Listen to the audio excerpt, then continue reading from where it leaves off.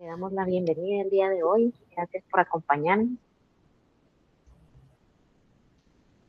Muchas gracias, buenos días, mucho gusto. Un gusto contar con su presencia. Lo dejamos ahí en la palabra. Perfecto, muchas gracias. Voy a compartirles la presentación.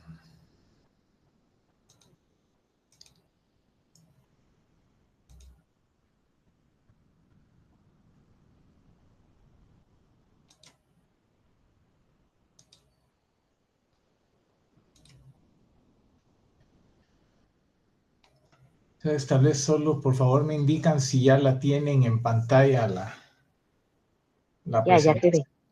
ve. Ok, perfecto. Bueno, pues muchas gracias y gracias por haber empezado un poquito tarde. Hoy, como saben, es la conmemoración de los 50 años del terremoto del 76 y pues me invitaron a participar en un programa en Emisoras Unidas que era específico del tema del terremoto del 76. Muy interesante porque se platicó de una serie de temas y con un grupo de invitados hablaron específicamente del tema de la normativa.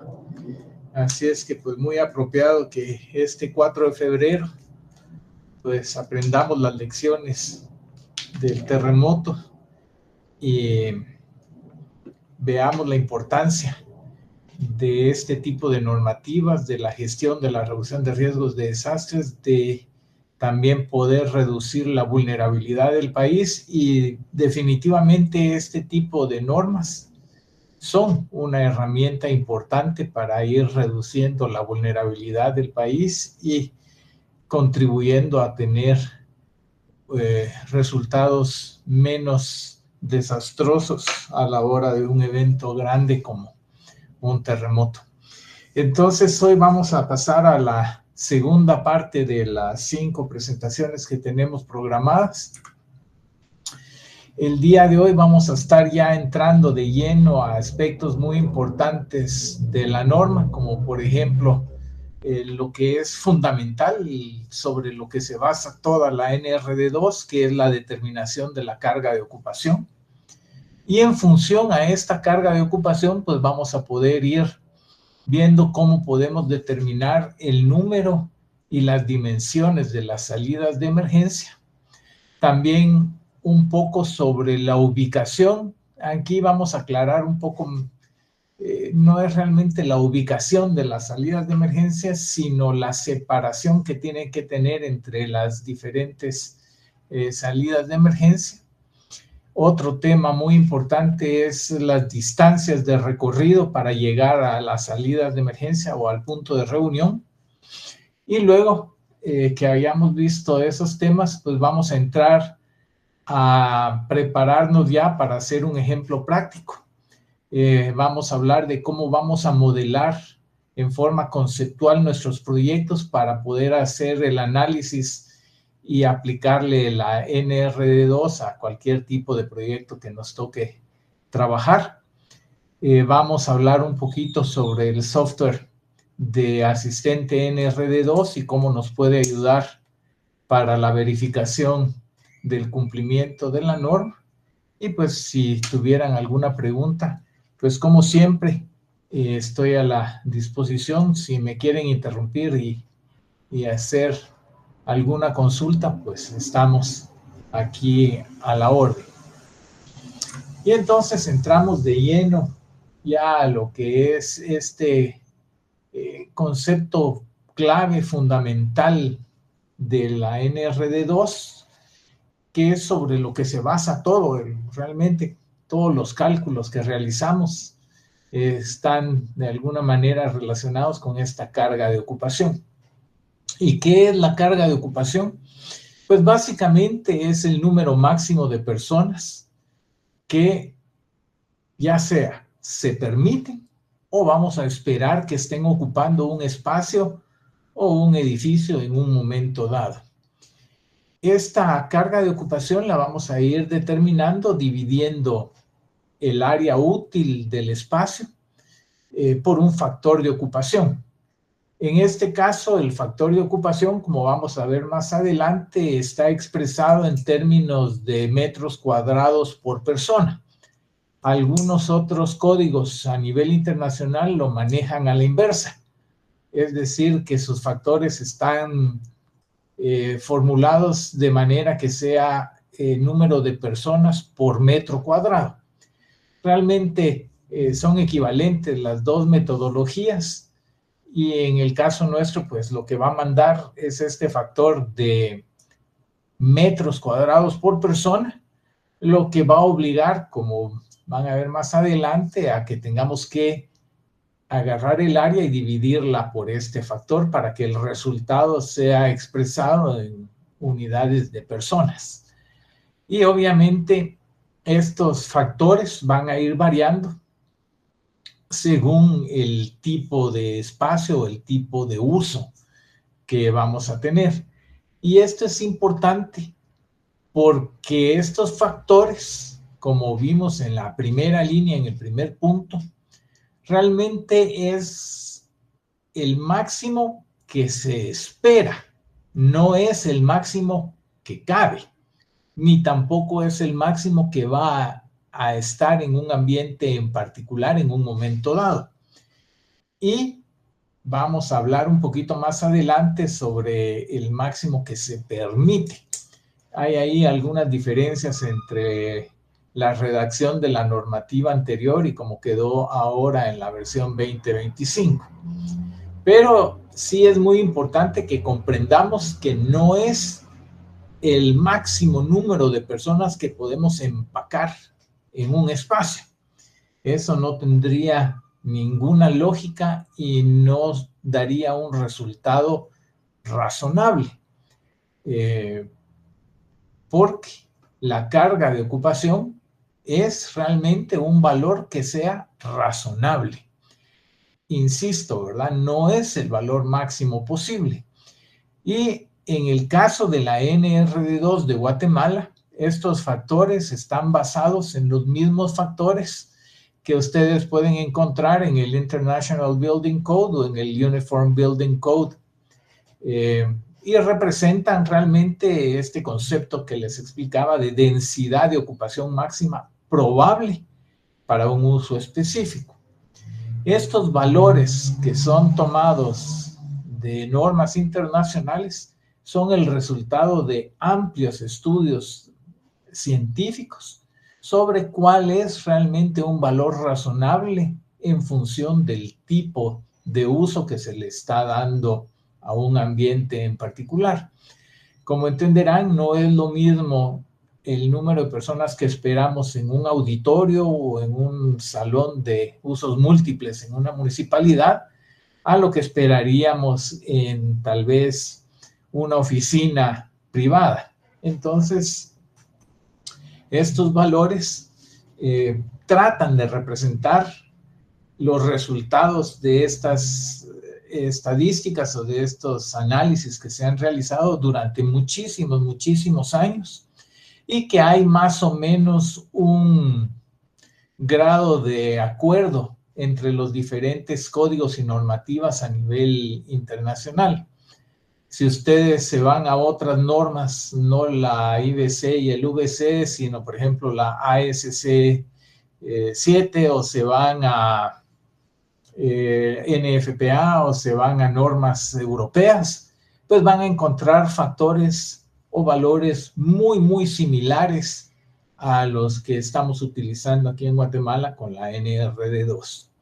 Entonces, sí me gusta enfatizar de esta base científica que no es empírica.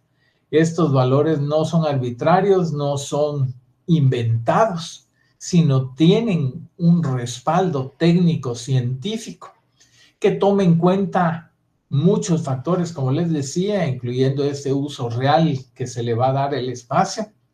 El tipo de mobiliario que puede estar presente ya está considerado dentro de estos parámetros.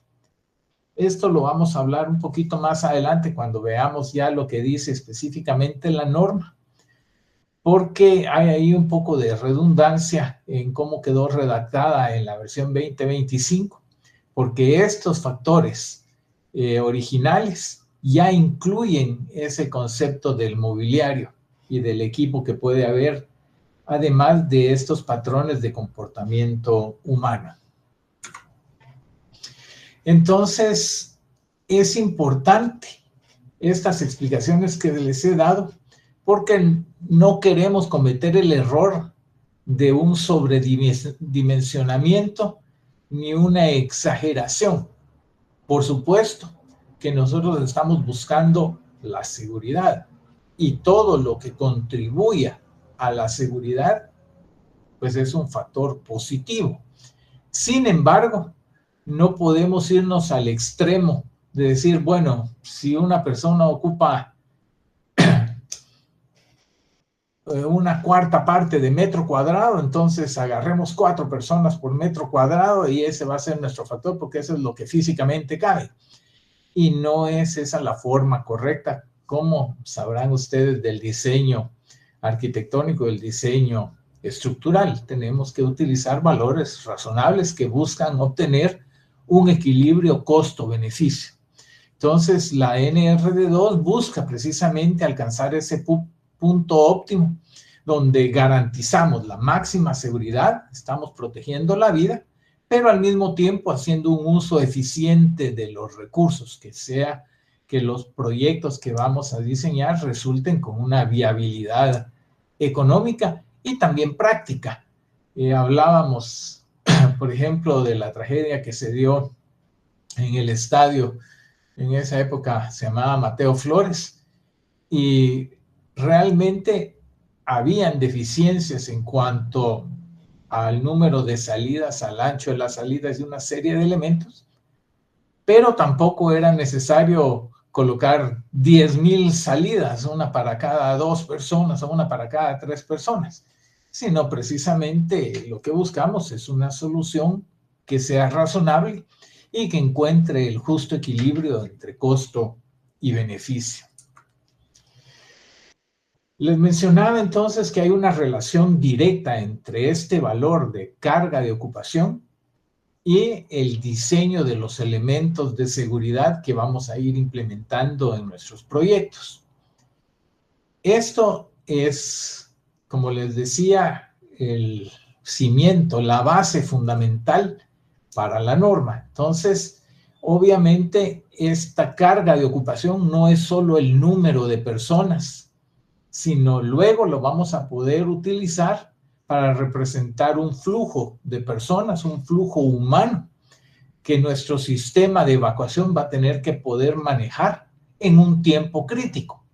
Porque obviamente, dado suficiente tiempo, hasta por una de esas ventanillas de salida de emergencia de los aviones, pues pueden pasar un gran número de personas. Entonces, lo que andamos buscando es ese equilibrio en cuanto al flujo, el número de personas que tenemos que evacuar y que se haga en un tiempo razonable.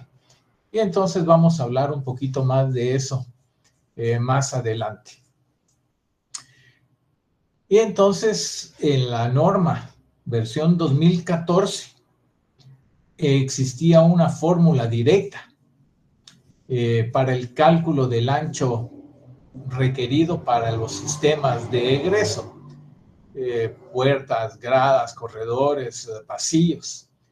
Y esa fórmula del ancho total de las salidas era una relación directa con la carga de ocupación. Seguimos con la misma convención de la primera presentación, donde yo les pongo en amarillo las cosas que tenemos que tener atención porque han cambiado de la NRD2 versión 2014 con la NRD2 versión 2025. Entonces, si ustedes ya habían trabajado con la versión anterior, estos puntos que yo les pongo en amarillo son críticos porque van a requerir un poco más de reflexión, un poco más de pensamiento crítico. Y lo que pongo resaltado en rojo es lo que ha sido eliminado de la versión 2014, que ya no fue incluido en la versión 2025. Entonces, nuevamente, para los que ya trabajan o ya han trabajado esta temática anteriormente, pues son elementos a los que les van a tener que poner atención. Y obviamente tenemos que discutir sobre las implicaciones que tiene cuando se eliminan ciertos elementos de la normativa. Entonces tenemos un factor de ancho de salida que básicamente se expresa en centímetros, o sea, las fórmulas originalmente en la versión 2014 daban los resultados en centímetros y hay que tener mucho ojo porque las fórmulas que incluyeron ahora en la 2025, el resultado ya no es en centímetros, sino el resultado de la fórmula está expresado en metros. Pero ya lo vamos a ver cuando veamos las fórmulas específicas. Y como les decía, eliminaron algunos factores de la versión 2025 y dejaron otras iguales a como se venían manejando anteriormente. Y el otro parámetro, además del ancho total de salidas de emergencia, es el número total de salidas que tiene que tener, ya sea el edificio, el nivel, el sector o el ambiente o recinto. Y este número requerido de salidas, pues también es una función de la carga de ocupación. Entonces, como pueden ver, es verdaderamente importante que comprendamos bien el concepto de carga de ocupación y comprendamos o sepamos cómo vamos a llegar a este valor. Entonces, en la versión, seguimos con la misma convención de la presentación anterior. Yo les estoy poniendo, para los que ya habían trabajado la NRD2 anteriormente, el texto como estaba expresado en la última versión, que era la 2014. Y del lado derecho les estoy poniendo en otra columna el texto cómo quedó en la versión 2025 de la NRD2. Entonces, en el 2014 trabajábamos en el artículo 10, se definía cómo se determina la carga de ocupación.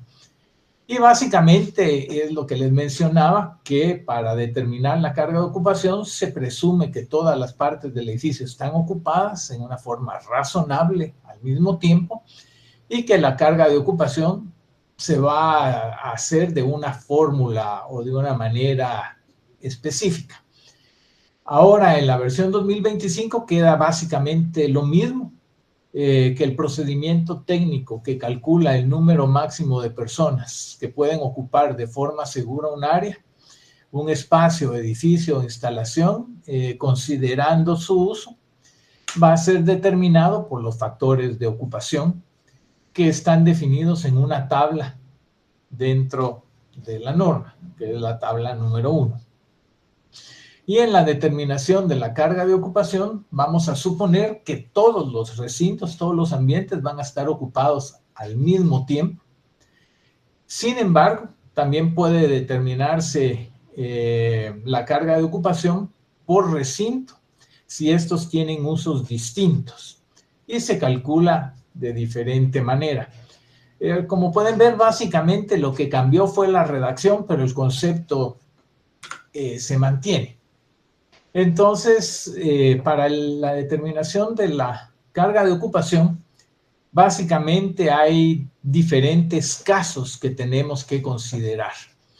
Entonces, en la versión 2014, pues lo que indicaba era para áreas que no cuenten con asientos fijos, la carga de ocupación no será menor que el área de pisos en metros cuadrados que esté asignada a un uso en particular dividido por el factor indicado en la tabla 1. Y cuando el uso no esté indicado en dicha tabla, se debe calcular en base al uso que más se parezca al uso real. Y para edificios o partes de edificios con múltiples usos, la carga de ocupación será la que resulte en el mayor número de personas. Y aquí esto es muy importante entender este pedacito de acá, porque se aplica en casos muy, muy especiales. Por ejemplo, les mencionaba yo el tema de los salones de usos múltiples en las municipalidades. Pues este es un ejemplo típico de un ambiente que puede tener muchos diferentes usos. Los pueden utilizar para una reunión del Consejo Municipal, o lo podrían utilizar para una reunión con los vecinos para discutir algún tema en particular, o los pueden usar a veces para actividades deportivas, o los pueden usar para fiestas, para bailes, para diferentes actividades.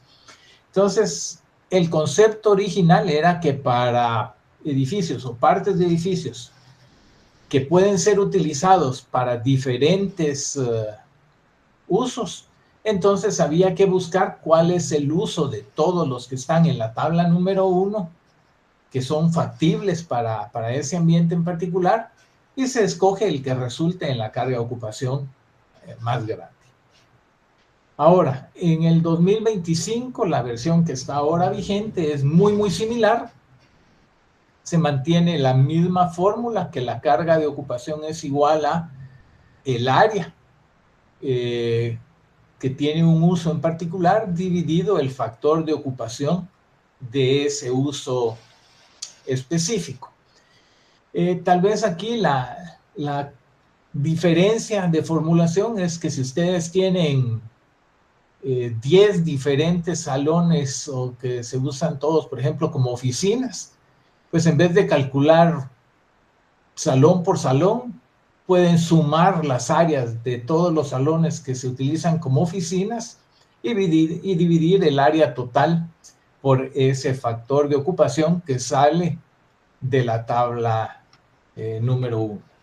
Y entonces, lo que le agrega la 2025, pero que ya se venía manejando en términos prácticos, es de que el resultado de esta fórmula debe aproximarse al entero superior.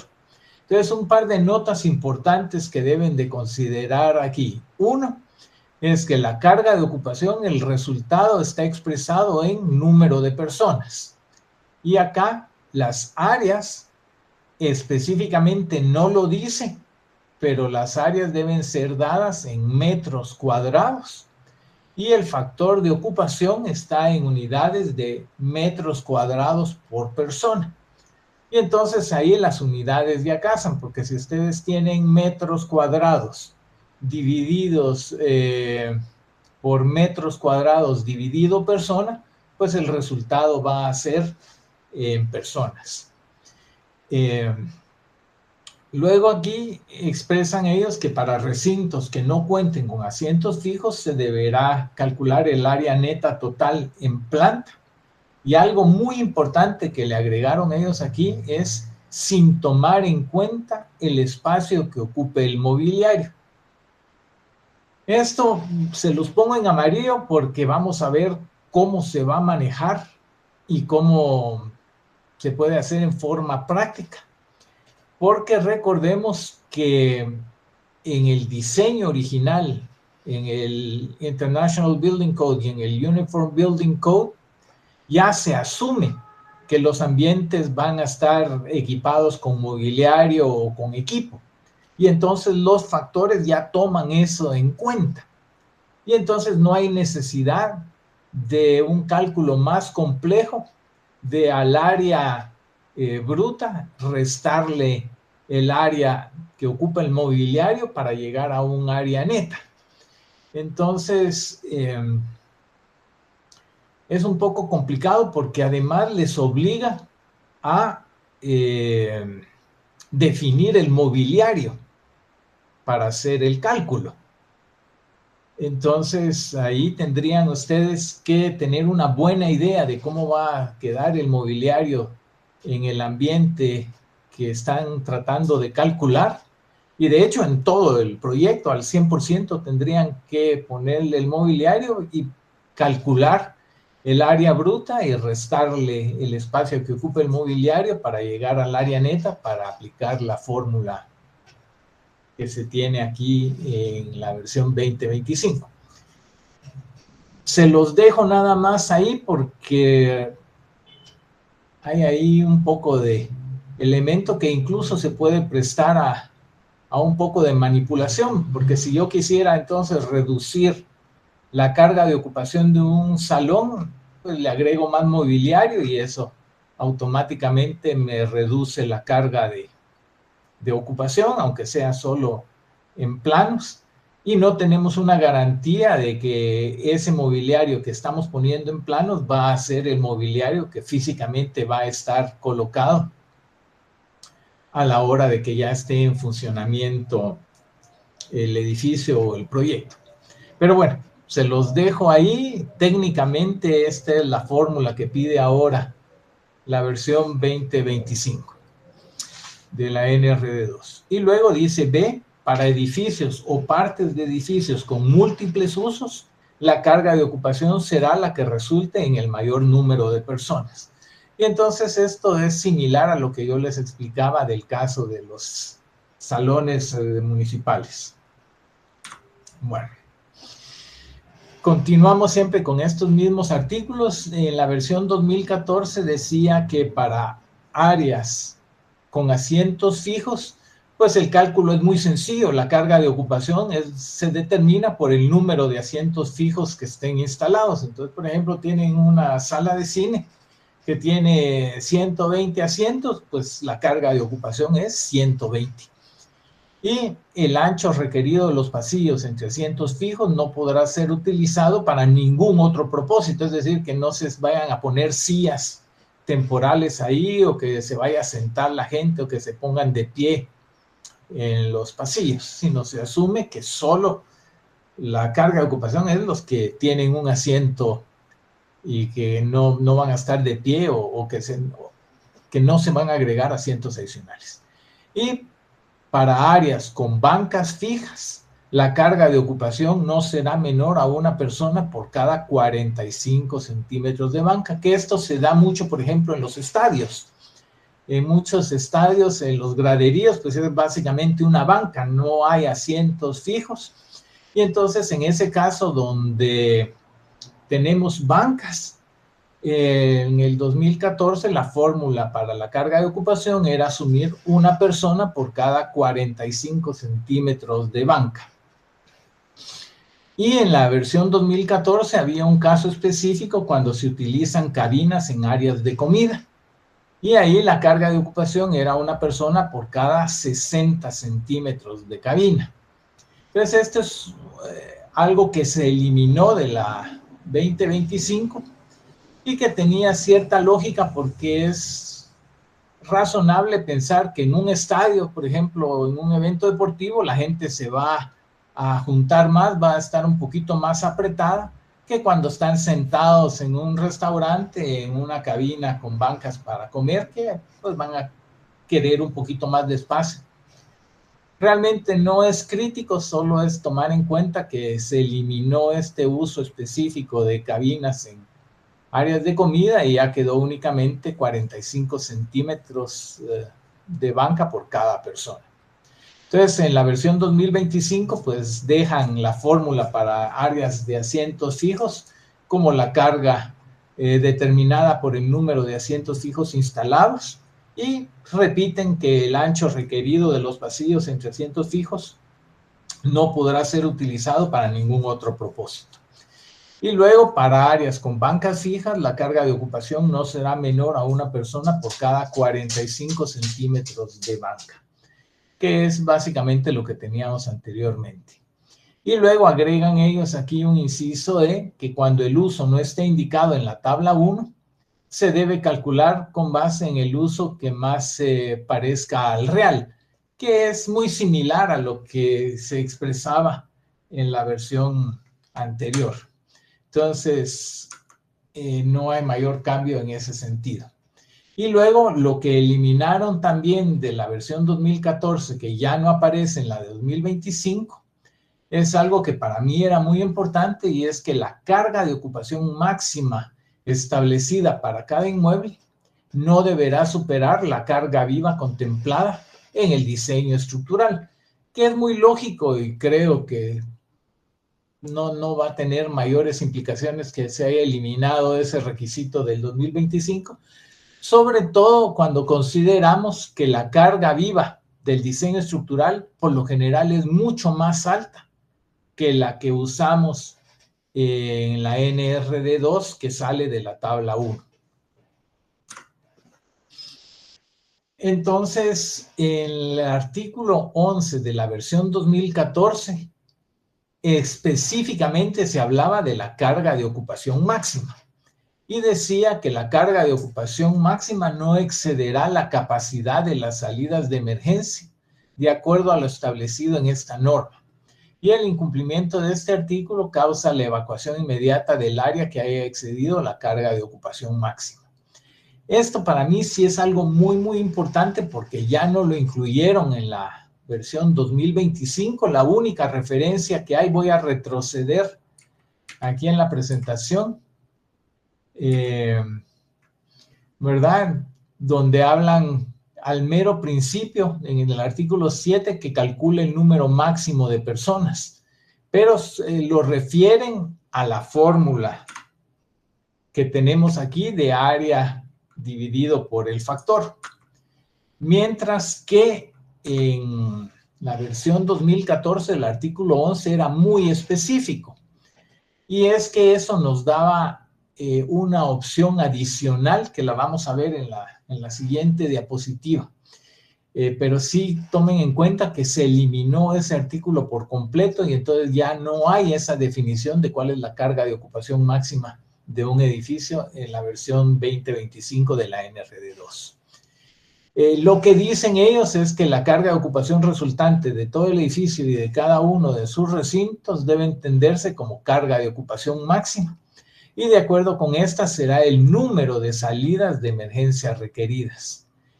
Y van a ver más adelante que esto pues a mi criterio es un problema. Me gustaba más cómo estaba redactado explícitamente en el artículo 11. Pero ya lo vamos a ver en la siguiente diapositiva.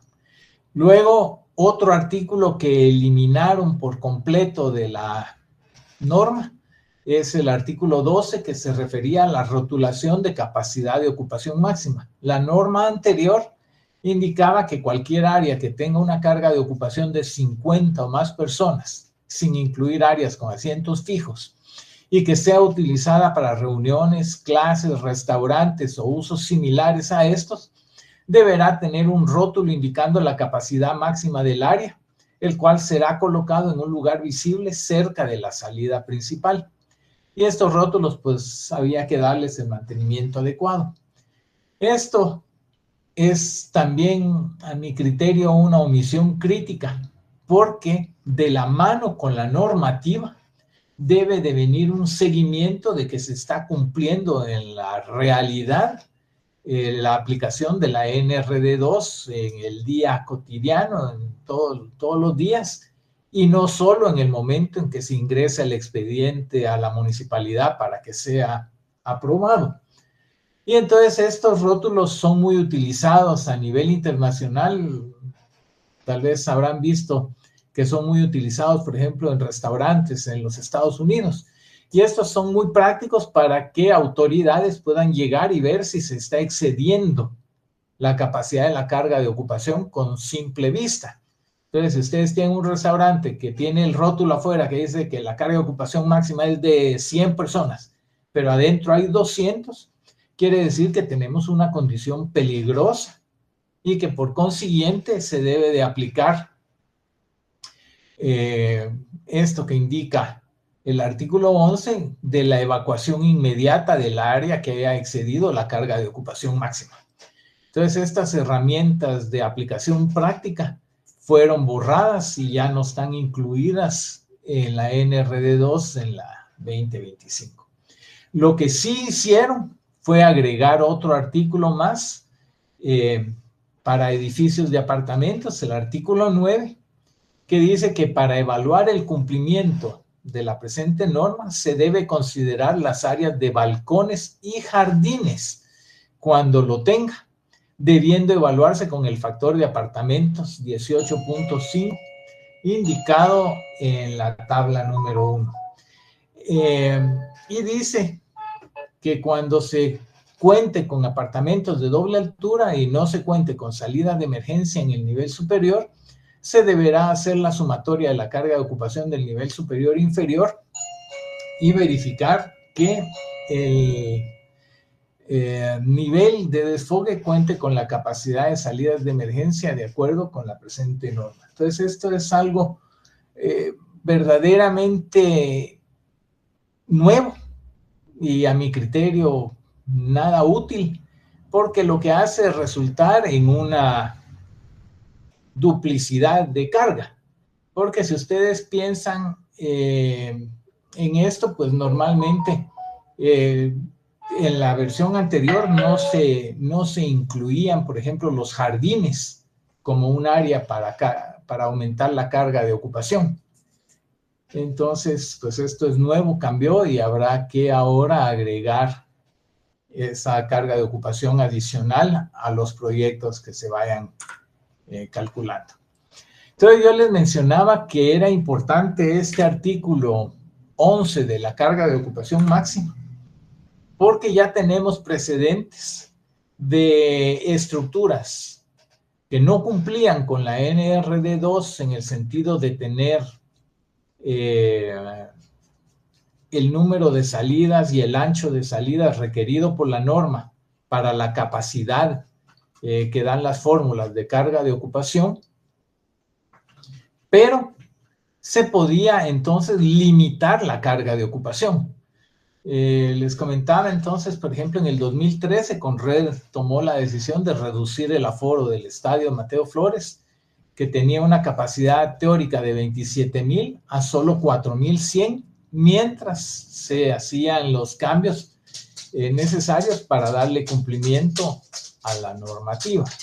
Y luego, progresivamente, conforme se iban mejorando las condiciones en el edificio, o más bien dicho, en el estadio, se iba aumentando esa carga de ocupación, que de acuerdo a la manera en que estaba redactada la NRD2 era algo totalmente factible y permitía ser prácticos, ¿verdad? De permitir que se siguiera utilizando el edificio, aunque no cumplía al 100% con lo establecido en la norma.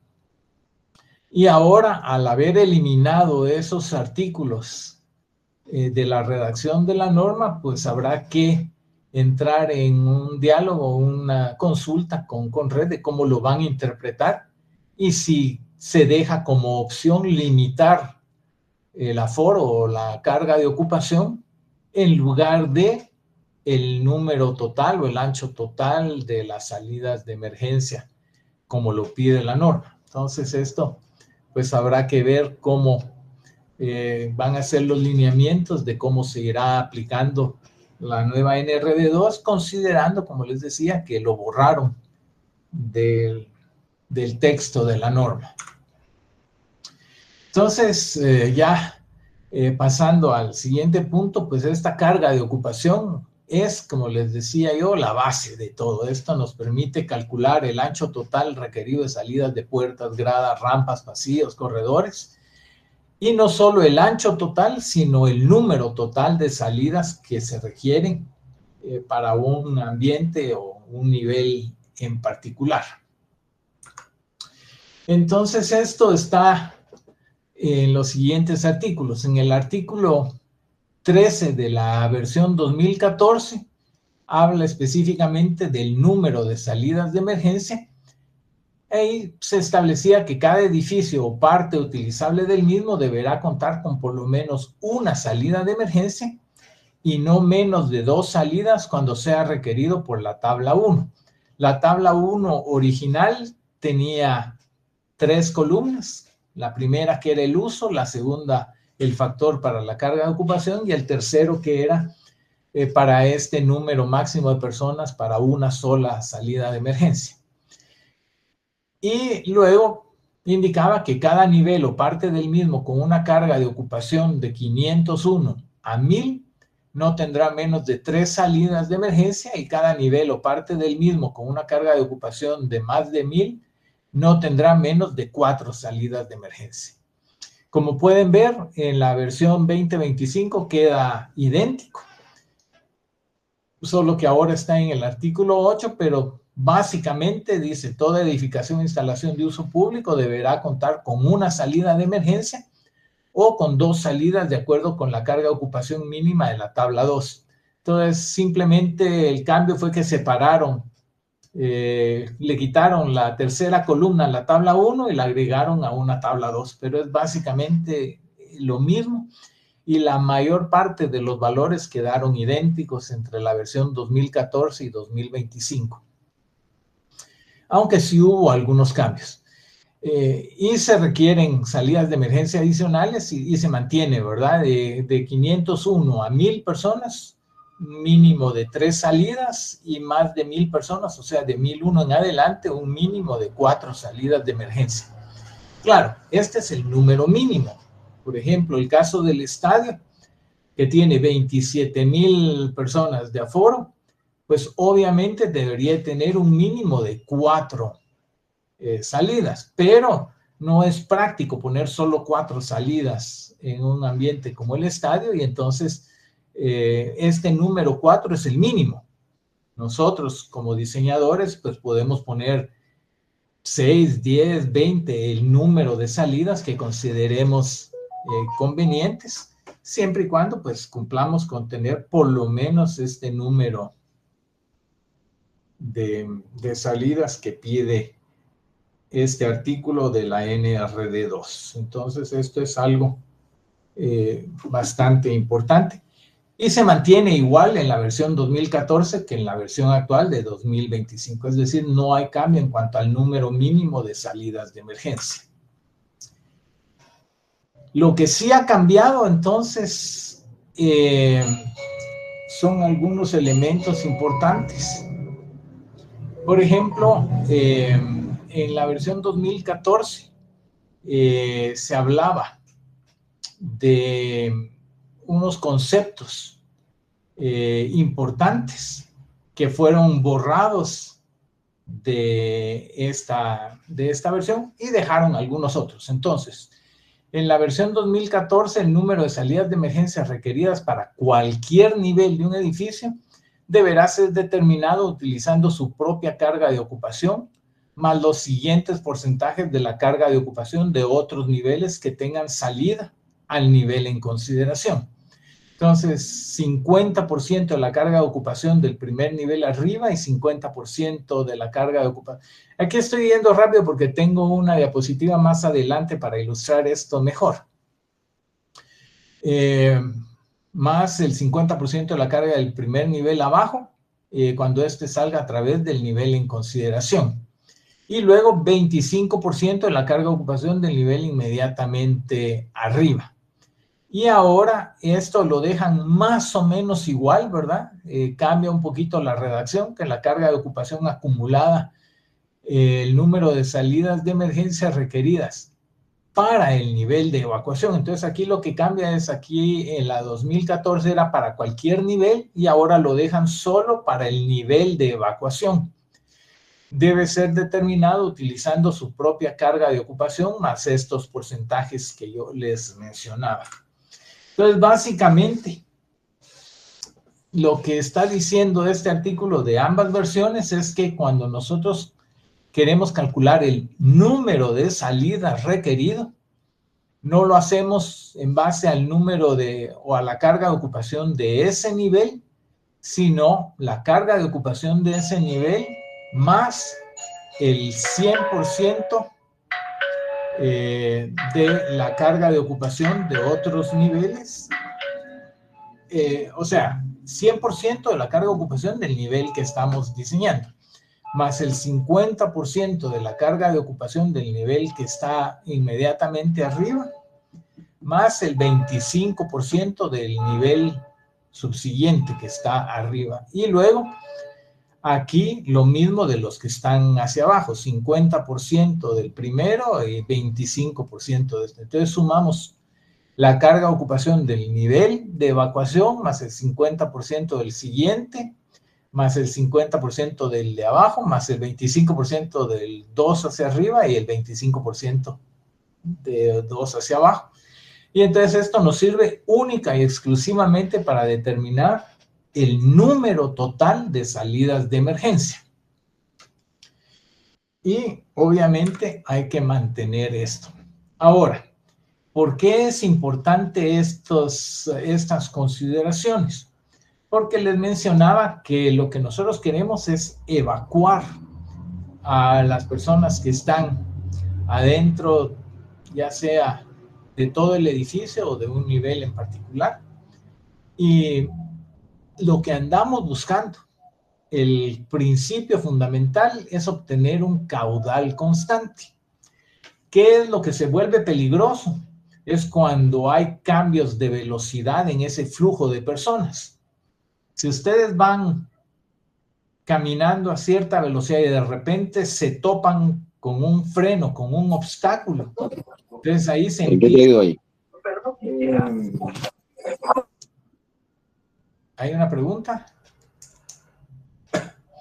Bueno, si se topan con un bloqueo, ahí hay un obstáculo donde se empieza a acumular la gente y eso se vuelve peligroso porque empiezan a empujar y a haber apretones y mucha gente muere no por, digamos, un incendio, sino aplastados por ese flujo de personas que está tratando de salir. Entonces, lo que nosotros buscamos es evitar ese tipo de problemas. Y el primer objetivo entonces es que buscamos que sea un caudal constante, es de que se mantenga esa misma velocidad de evacuación desde el inicio de la ruta de evacuación hasta la salida. Lo otro que vamos a hacer nosotros como diseñadores y que es muy importante es que vamos a querer regular ese flujo de manera que podamos mantener ese caudal constante. Y entonces aquí vamos a hacer una analogía con los flujos o con los caudales hidráulicos. Y nosotros vamos a jugar entonces con esa velocidad o con ese caudal y con los anchos de los diferentes elementos que vamos a poner en nuestras rutas. Y entonces aquí es muy importante mantener un criterio adecuado y no simplemente inventarnos las reglas del juego, pensando que de alguna manera estamos mejorando lo que dice la norma. Y entonces aquí es muy importante un concepto de ingeniería y de arquitectura de tolerancia, ¿verdad? Ningún proceso constructivo es perfecto, ninguna medición es exacta. Y entonces al aplicar la NRD2, pues tenemos que buscar límites aceptables de la variación y definir márgenes prácticos. Entonces, como les decía, ese caudal nosotros lo queremos regular.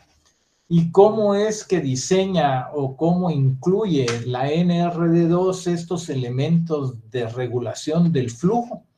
Pues es muy similar, como les decía, a un caudal hidráulico.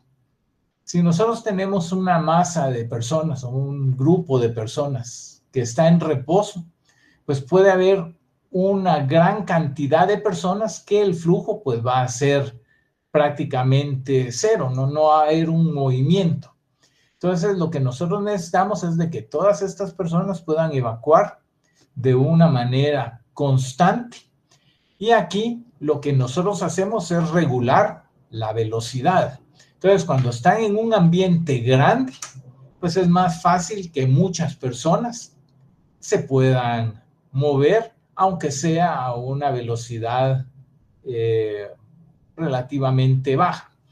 Luego, lo que nosotros necesitamos es evitar esos puntos de presión y entonces eso lo vamos a hacer modulando la velocidad con la que vamos a permitir la evacuación. Entonces, por ejemplo, en un pasillo, ustedes se imaginarán que la gente puede caminar más rápido que en un módulo de gradas. Las velocidades que nosotros podemos alcanzar en un pasillo, en un corredor, pues son más elevadas que en unas gradas. El resultado es que con un ancho más pequeño, pero con una mayor velocidad, nosotros podemos mover o evacuar un cierto número de personas. Pero al llegar a un elemento donde la velocidad disminuye, entonces nos vemos obligados a aumentar el ancho para permitir un mayor caudal o un caudal constante. Y hay que tener atención de que el flujo de personas entonces en este módulo de gradas va a ir más despacio que el flujo de personas que va en un corredor. Entonces, ¿cómo evitamos un accidente peligroso? Por ejemplo, que aquí el que viene llegando con alta velocidad arriba empuje y que genere un efecto de cascada y bote a todos los que vienen bajando por las gradas, pues es tratando de limitar ese flujo de velocidades, y entonces incluimos elementos como estas puertas. Estas puertas tienen otro factor sumamente importante que creo que ya se los había mencionado yo, y es que entonces cuando se implementan medidas de protección contra incendios, estas puertas sirven como una barrera tanto para el fuego como para el humo, para que entonces una vez uno ya está en el ducto de gradas, uno ya está en un ambiente protegido. Y entonces ahí estamos ya más seguros que cuando estamos antes de llegar a estos elementos. Entonces, como pueden ver, todos los elementos tienen una función importante, todos tienen un criterio técnico científico, y por eso es de que la norma define diferentes parámetros. Y entonces aquí tenemos el siguiente elemento, que es cómo vamos a definir estas dimensiones, cómo definimos estos anchos de corredores, estos anchos de módulos de gradas, los anchos para las puertas. Pues bueno, en la versión 2014, el ancho de las salidas de emergencia estaba definido en el artículo 14. Y aquí hay algo muy importante. En la versión anterior de la NRD2, en la versión 14, lo que habla es un ancho total de salidas de emergencia.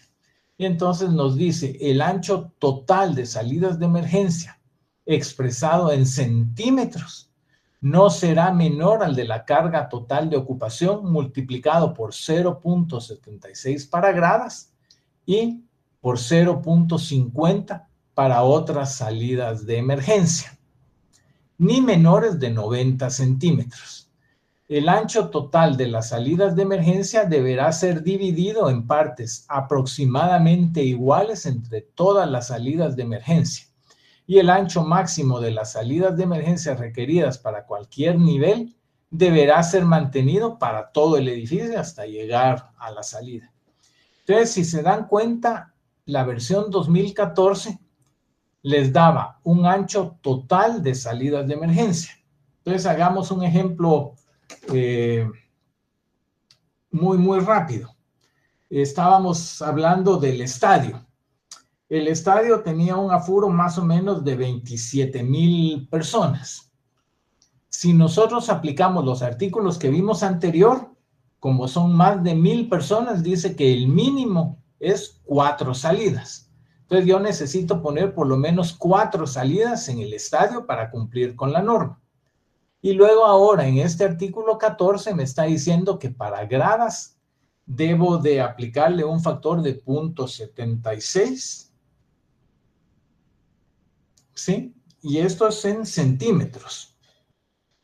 Y esto me da, entonces, para 27,000 personas, me da 20,520 centímetros de ancho total de gradas. Entonces, si esto lo divido por 100 para darme metros, yo necesito 205 metros de gradas en el estadio para 27,000 personas. Entonces, obviamente, yo podría poner 4 módulos de gradas cumpliendo con la norma, pero cada uno de esos debería de tener 51 metros de ancho. Pero podría hacerlo también poniendo, por decirles algo, 20 módulos de gradas, y entonces ahí ya cada módulo de gradas saldría de 10 metros. Entonces, estos dos artículos se combinan muy bien, y también para el tema de cuando no son gradas, sino cuando son otro tipo de salidas como puertas o corredores, y entonces ahí el factor es más pequeño precisamente por lo que yo les decía, que permite una velocidad más grande.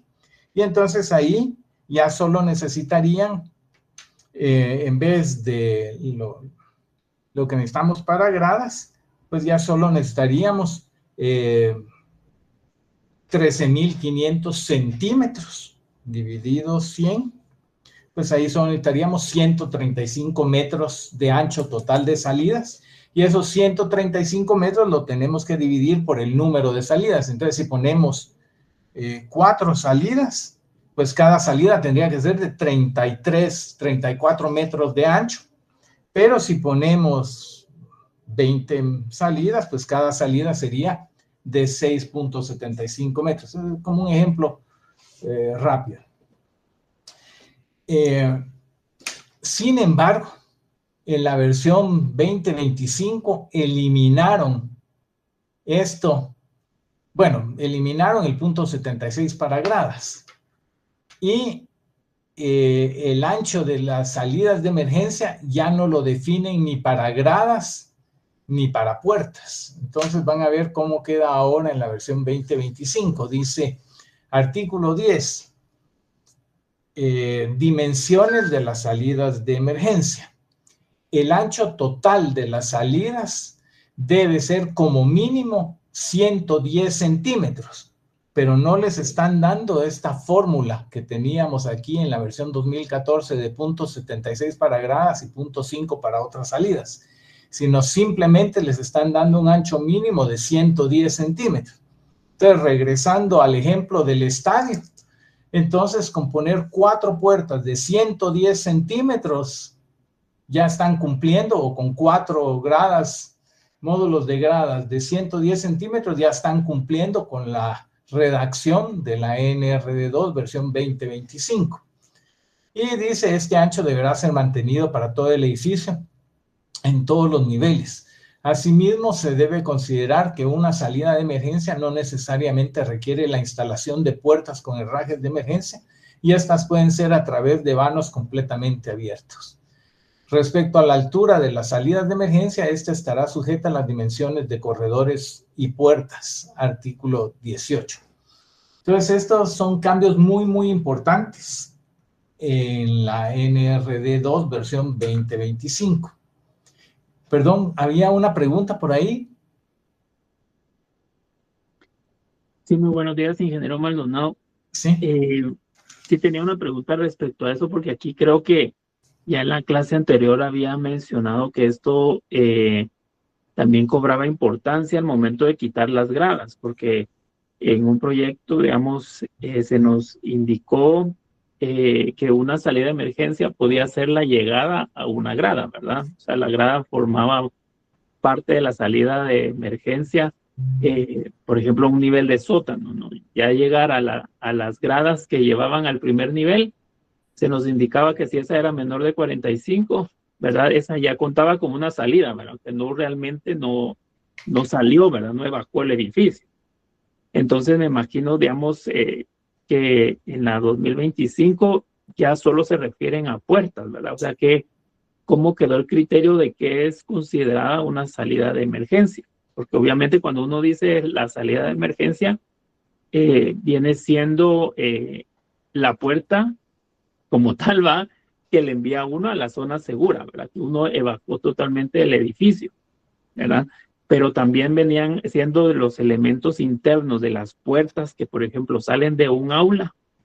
Eso se nos indicó que esa también, como forma parte de la ruta, eso es una puerta de salida de emergencia, que entonces era obligatorio ponerle herraje, verá como lo indica la 2025, era en la 2014 obligatorio ponerle a todas las puertas de las aulas, a todas las puertas de las oficinas, como son parte de la evacuación, herrajes de emergencia, ¿verdad? Entonces se nos envió, digamos, como un requerimiento, casi poner a 171 puertas del edificio herrajes de emergencia, ¿verdad? Lo cual en la 2025 pues ya claramente explican que no necesariamente tiene que tener estas características, sino podría implementarse otra opción, ¿verdad? No sé si realmente la pregunta es, ¿cuáles son consideradas ahora las salidas de emergencia en la 2025? Bueno, sí, realmente es parte de lo que ha cambiado, y que estaba mal interpretado en la versión anterior. Por ejemplo, eso que le pedían de herraje de emergencia en todas las puertas no es la interpretación correcta de la versión 2014 de la norma, porque la 2014, primero que todo, no se aplicaba para todas las puertas. Segundo, el requisito principal no era tanto el herraje, sino como la forma de abrir, que solo se requiriera una acción. Entonces ahí había un poco de confusión que sí valía la pena aclararlo y redactarlo de mejor manera. Sí, aunque digamos, disculpe ahí, aunque digamos fue realmente el técnico por parte de Conred que supervisó el expediente, digamos, era requerido según la interpretación de él, porque obviamente también en ese momento que Conred llevaba expedientes dependíamos de la interpretación que ellos hacían también de la norma, ¿va? Porque realmente uno considera la salida y esa obviamente como una de emergencia, todas esas que van al exterior, era obvio que debían de llevar un herraje y todo para que la cantidad de personas lograran abrir esas puertas, pero no necesariamente en las puertas como nosotros en su momento lo interpretamos en el proyecto como internas, ¿no? Como esas de paso. No, y ustedes lo interpretaron correctamente, ¿verdad? Realmente el diseño del herraje de emergencia era cuando se requerían 2 o más salidas de emergencia para un mismo ambiente. Entonces, si de acuerdo al diseño de su ambiente solo necesitaban una puerta, esa puerta no necesitaba herraje de emergencia en la versión 2014. Sí, pues. Pero equivocadamente lo interpretaban mal los técnicos de Conred y empezaron a hacer, sí, a mí también me pusieron requisitos ridículos, ¿verdad? Por ejemplo, en un hospital querían que todas las puertas de las habitaciones abrieran al corredor, aunque en las habitaciones hubieran solo 2 personas. Entonces era una mala interpretación que no era para nada lo que decía la norma. Y bueno, se podía mejorar la redacción. Ahora el problema es que lo cambiaron a otro extremo. Ahora los 45 metros que usted menciona son al punto de reunión, no a la puerta de la salida de emergencia. O inclusive gradas, que nos indicaron que ya llegó a la grada, no hay problema, ya salió. Para nosotros es considerado como que ya evacuó el edificio, no dice, pero se acaba de salir del sótano, ¿verdad? Sí, pero sí, lo que pasa es de que ahí era porque se suponía que iba a salir la NRD para el tema de protección contra incendios. Entonces, al llegar usted al módulo de gradas, tenía que cumplir con la protección contra incendios y las puertas para proteger de incendio y de humo. Entonces, por eso es que los 45 metros se medían solo hasta llegar a esa salida. Entonces, ya estaba usted en un ambiente seguro, ¿verdad? Pero no aclararon eso en la versión 2025 y dejaron siempre los mismos 45 metros, pero para llegar al punto de reunión, que es afuera del edificio. Entonces eso va a generar un poco de problemas de interpretación también y de cómo lo vamos a medir, porque no incluyen una fórmula de cómo medir esos 45 metros. Pero lo vamos a tratar más adelante, el tema específico de los 45 metros. Ahorita estamos en el tema de que eliminaron esa fórmula del ancho total de salidas de emergencia. La única que dejaron fue para los corredores. Eliminaron las fórmulas para gradas y para puertas. Entonces, en el artículo 18 de la versión 2025 dice que el ancho de los corredores se calcula de la siguiente manera. El ancho de corredor tiene que ser mayor que la carga de ocupación total por 0.5 dividido 100 dividido el número de salidas de emergencia requeridas. Entonces aquí es donde les digo que hay que tener mucho cuidado. Primero que todo porque esta fórmula ya no está en centímetros como en la 2014, sino ahora está en metros. O sea que el resultado de aplicar esta fórmula de que el ancho del corredor tiene que ser mayor que la carga de ocupación total por 0.5 dividido 100, dividido el número de salidas de emergencia requeridas, está dado en metros. Aunque adelante mezclan las unidades, ¿verdad? Porque aquí hablan que el ancho del corredor no debe ser menor a 90 centímetros para cargas de ocupación de hasta 49 y 110 centímetros para carga de ocupación de 50 o más personas. y la altura mínima será de 210 centímetros. No debe haber ninguna obstrucción que reduzca el ancho del corredor, como columnas, puertas, extensiones de pasamanos, mobiliarios, entre otros. Entonces, esto a mí sí me preocupa porque eliminaron el ancho total de salidas para gradas y para puertas y dejan únicamente un ancho para corredores, con una fórmula en metros, pero con condiciones en centímetros. Vamos a tener que hacer la consulta con Conred de cómo se va a hacer el cálculo para cuál es el ancho mínimo de gradas que tenemos que poner en el proyecto, ¿verdad? Como el ejemplo que estamos viendo ahorita del estadio o cualquier otro proyecto, ¿verdad? Que ya no está definido. Esos anchos ya no los define la versión 2025 de la norma. Y ya de ahí se saltan entonces a la ubicación de salidas de emergencia, que lo dejan básicamente igual, ¿verdad? Que en cualquier edificación o instalación del total de salidas de emergencia, 2 deberán estar ubicadas con una separación medida por una línea recta entre ambas salidas, cuya longitud no será menor a la mitad de la distancia de la diagonal mayor del edificio o área a ser evacuada. Y las salidas adicionales deberán tener una separación adecuada entre sí, de manera que si una de ellas quede bloqueada, las otras estén disponibles. Y aquí está lo que estábamos hablando hace un momento, ¿verdad? De que la distancia hacia el punto de salida. En la versión 2014, el artículo 16 decía la distancia a las salidas de emergencia máxima a recorrer entre cualquier punto del edificio hasta la salida de emergencia es en un edificio que no esté equipado con rociadores contra incendios será de 45 metros y de 60 metros cuando el edificio esté equipado con rociadores contra incendios. Ahora, en la versión 2014 es lo que yo le mencionaba, que se supone que iba a salir a corto plazo la norma de protección contra incendios, que iba a definir las características que iban a tener que tener las salidas de emergencia para la protección contra incendios. Entonces, en ese caso, tenía mucha lógica medir la distancia hasta llegar a estos puntos que ya tenían un diseño específico para protegerlo una vez uno llegaba a estos elementos de la ruta de evacuación.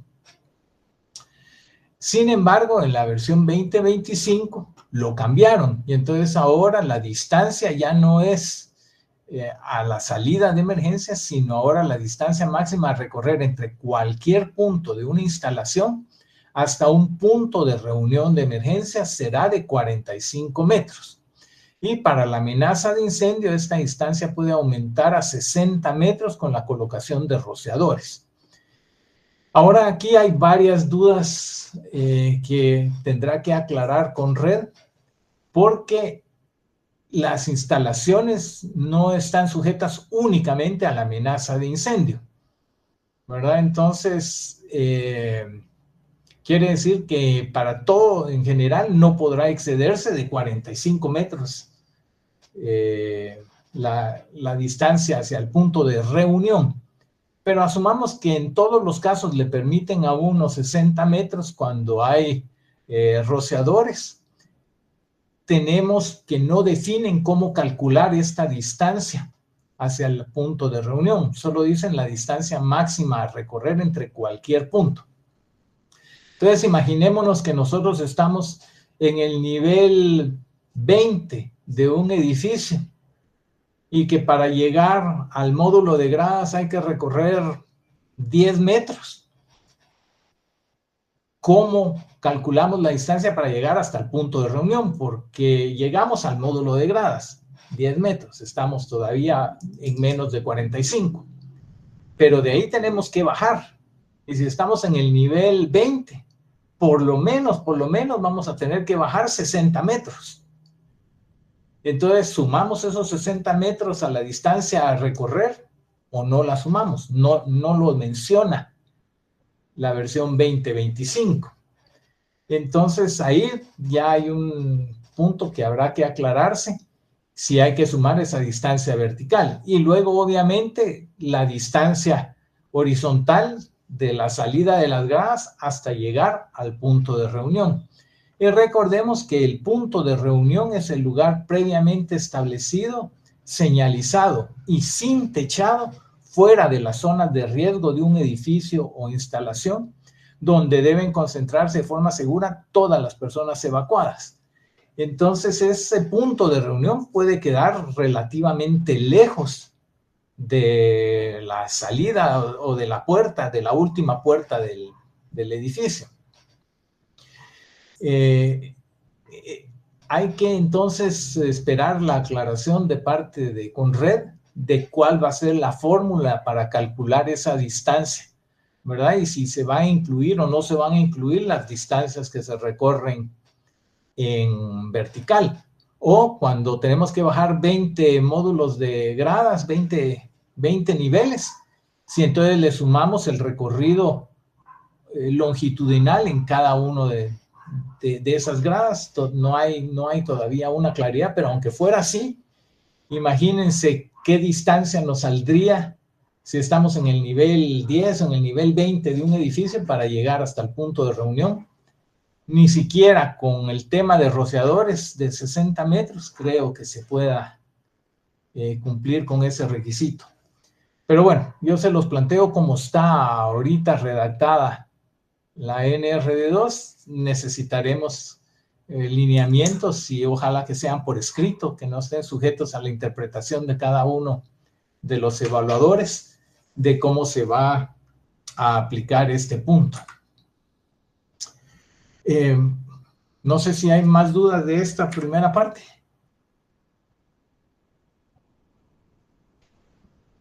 Bueno, entonces ya muy rápidamente, la idea, como les había dicho yo en la primera sesión, es que escojan un proyecto que no sea exageradamente complejo, pero que no sea tampoco exageradamente sencillo, para que podamos ir haciendo los cálculos y vayamos haciendo todos los numeritos que se requieren para ir viendo el cumplimiento de la normativa con un caso práctico. Entonces, lo que tenemos que entender es de que los proyectos los vamos a tener que ir modelando de una manera conceptual.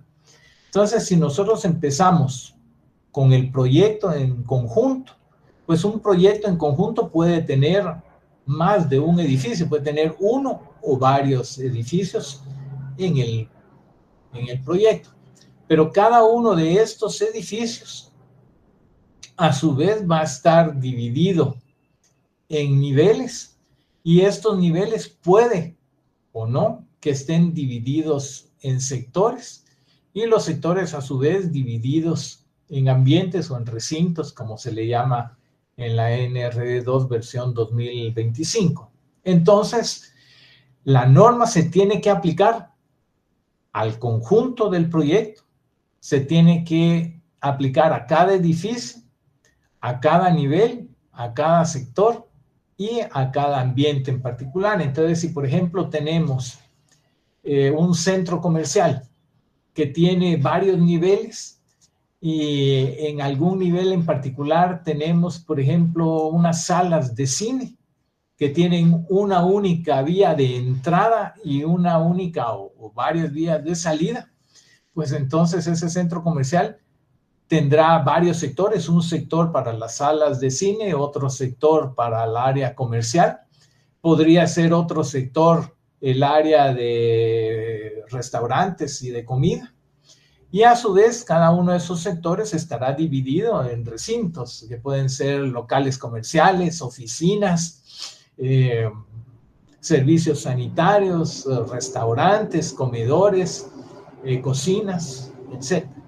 Y entonces, la norma la tenemos que aplicar a cada uno de estos elementos. Entonces, por ejemplo, podemos empezar a definir el proyecto, y lo tenemos que ir definiendo de una manera lógica, de una manera ordenada. El proyecto entonces tendrá edificios, entonces cada edificio que nosotros definamos se le asignará al proyecto. Pero estos edificios van a tener niveles, entonces cada nivel necesita ser asignado a un edificio en particular dentro del proyecto, y este nivel se dividirá en uno o más sectores que a su vez tendrá que cumplir con la norma, el cual estará integrado de uno o varios ambientes. Entonces, lo que vamos a hacer es que les voy a mencionar muy rápidamente los que lo solicitaron. A través del formulario ya deberían de haber recibido su usuario y su contraseña temporal para el uso del asistente NRD2. Pueden usar el asistente entrando a esta dirección de internet, www.nrd2.com, y ahí entonces cuando entren, lo primero que les va a pedir es iniciar sesión. Ahí pues ponen su nombre de usuario, que es su dirección de correo electrónico, y su contraseña temporal, y luego aquí en este mismo lugar les va a salir en el menú bajo su nombre la opción de cambiar la contraseña. Entonces, lo primero que van a hacer con su proyecto seleccionado es simplemente crear el proyecto, ya sea a través de este botón de crear un proyecto nuevo, o aquí abajo está nuevamente agregar un proyecto, y entonces aquí simplemente van a llenar los datos del proyecto. Les va a pedir qué norma quieren utilizar, si lo quieren analizar utilizando la NRD2 versión 2014 o si quieren analizarlo usando la NRD2 versión 2025. Y luego todo lo que tiene un asterisco pues son campos obligatorios, como el nombre del proyecto, la dirección del proyecto, en dónde está ubicado el proyecto, y una serie de datos similares a lo que era el formulario de información que se maneja en Conred. Entonces, una vez tienen creado ese proyecto, pues ya les va a aparecer aquí en el listado de proyectos, con su estado, en qué fecha lo crearon, y les va a dar una serie de opciones.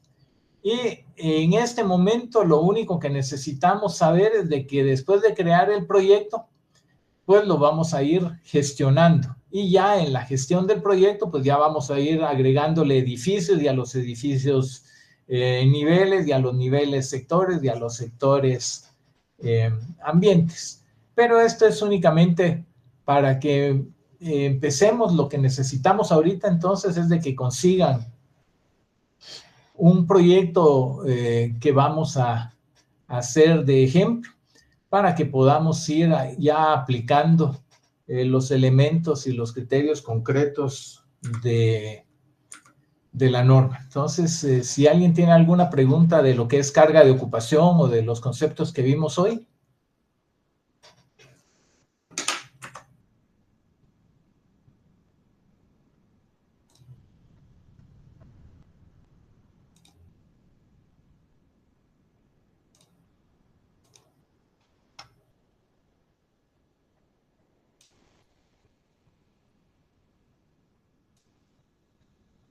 Tal vez una consulta, ingeniero, ¿con qué nos recomienda estar analizando entonces los proyectos que vamos a estar trabajando de modelos, de ejemplos? ¿Con la 2014 en la nueva? Sí, con la 2025, porque es la que ya está vigente. La anterior, aunque digamos hayan estos vacíos, podríamos decir, que no se han aclarado. Sí, porque realmente esto es lo que están solicitando ahora. Okay. Y de todas maneras, pues el asistente tiene las versiones anteriores para compatibilidad para los proyectos que uno ya tenía desarrollados anteriormente, pero a partir de ahora apliquemos la 2025. De todas maneras, en cualquier momento pueden llegar y cambiarlo, ¿verdad? Ustedes regresan a editar el proyecto, los datos del proyecto, y entonces le dicen, miren, ahora quiero usar la 2014, que realmente no les va a cambiar nada en el ingreso de datos, sino solo en los reportes de cumplimiento que genera el asistente. ¿verdad? Ese valor que uno ingresa al crear el proyecto solo lo utiliza para determinar los criterios para los reportes que les vaya a generar el asistente. Y el asistente, pues uno puede generar el reporte aunque no haya terminado de ingresar los datos para ver cómo va. Aunque obviamente le van a salir ahí algunas cosas adicionales, pero sí, empiecen ya a trabajar con la 2025. Perfecto, gracias.